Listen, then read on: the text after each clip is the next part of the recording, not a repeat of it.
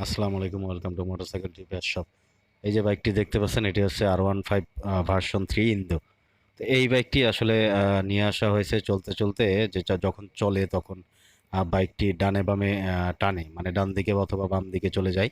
তো নিয়ে আসার পরে চেক করে দেখলাম যে বাইকটির যে বল রেসার থাকে এটি বেয়ারিং সিস্টেমের হয়।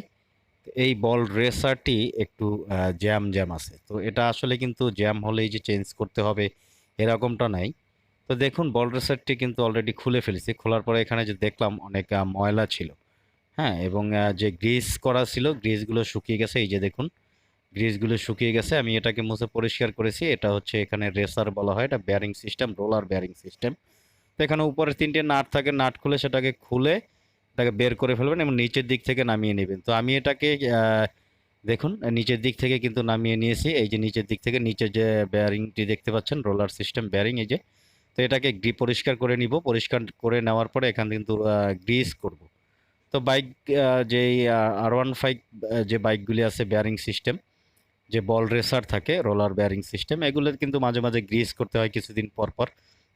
তো এখন আমি গ্রিস করব, কিভাবে করব, কি নিয়মে করব, কি গ্রিস দিব, সবকিছু ডিটেলস বলে দিব আপনাদেরকে। এই হচ্ছে বেয়ারিং।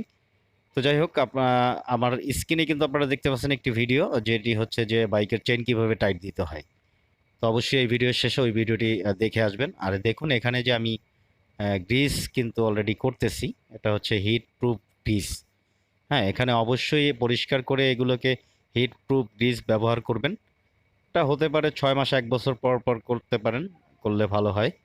তো এখানে কিন্তু এই যে দেখুন, নিচের সাইডটাতে গ্রিস করা কিন্তু হয়ে গেছে। এখন উপরের সাইডটাতে গ্রিস করব ভালোভাবে। গ্রিস যদি একটু বেশি হয় তাহলে কোনো অসুবিধা নেই, একটু বেশি হলে বেশি, কোনো সমস্যা নেই, দিলে দিতে পারেন, অসুবিধা নেই, বেশি দেওয়াই ভালো। এবং যে বেয়ারিং থাকে, যে রেসারটা থাকে উপরের, সেটাতেও কিন্তু আমি এই যে ভালোভাবে গ্রিস দিয়ে দিচ্ছি। এটাকে ভালোভাবে দিতে হবে যাতে যে রোলার সেটগুলো থাকে এগুলোর ভিতরে যাতে ভালোভাবে গ্রিসটা ঢুকে যায়। অবশ্যই কিন্তু হিট প্রুফ গ্রিস ব্যবহার করবেন, তাহলে সবচেয়ে ভালো হয়। নর্মাল গ্রিসগুলো কিন্তু শুকিয়ে যায়, যেমনটা এটাতে শুকিয়ে গিয়েছে। এবং হ্যান্ডেল বারটি ডানে বামে টানতো। এই যে দেখুন, বসিয়ে দিয়েছি। এখন ঠিক নিচ থেকে একইভাবে যে টি থাকে, টিটাকে উপরের দিকে চাপ দিয়ে দেবে, একদম সহজ। উপরে শুধু তিনটি নাট থাকে, খুলে ফেলবেন তিনটি, এবং সকাপের সাথে দুটি নাট, 5টি নাট থাকে উপরে, সেগুলো খুলে ফেলবেন। নিচ থেকে চাকা খুলে ফেলবেন, একদম সহজ, ইজি। এই যে দেখুন, নিচের দিক থেকে আমি চাপ দিয়ে ধরে উপরের নাটগুলোকে টাইট দিয়ে দিব, একদম সহজ ইজি। এভাবে গ্রিস করলে বাইকের যে রেসার সেটা কিন্তু দ্রুত নষ্ট হবে না, যেহেতু দামি বাইক। তো এভাবে কিন্তু গ্রিস করা উচিত, তাহলে যে রেসার থাকে সেটাও ভালো থাকে। আর রেসারের কিন্তু মোটামুটি বেশ ভালোই দাম। তো সহজে কিন্তু নষ্ট হবে না। দেখুন, এভাবে ধরে আমি এটাকে সেট করে টাইট করে দিব, তাহলে কিন্তু এটা কমপ্লিট হয়ে যাবে। তো আমি যেমনটি বলেছিলাম যে বাইকের ব্রেকিং পিরিয়ড নিয়ে একটি ভিডিও, যেমন স্ক্রিনে দেখতে পাচ্ছেন ছবি। তো এই ভিডিওটি আমার চ্যানেলে কিন্তু অলরেডি আপলোড করা আছে। আপনারা চাইলে এই ভিডিওর শেষে গিয়ে আমার চ্যানেল ঢুকে ওই ভিডিওটি অবশ্যই দেখে আসবেন, যে ব্রেকিং পিরিয়ড না মানলে কি কি ক্ষতি হতে পারে। তো যাই হোক, দেখুন এখানে যে নাট থাকে, সেই নাটটিকে কিন্তু আমি টাইট দিয়ে দিচ্ছি। এই যে দেখুন, এখানে দুটি নাট থাকে, নিচের একটি এবং উপরে একটি।